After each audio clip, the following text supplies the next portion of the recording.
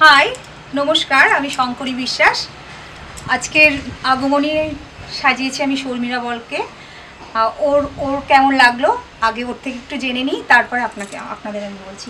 আজকের আগমনী সাজের জন্য আমাকে সাজিয়েছে আমার শঙ্করী বিশ্বাস। আমার বৌদি। আপনাদের যদি পছন্দ হয়, ভালো লাগে, নিশ্চয়ই আপনারা যোগাযোগ করবেন।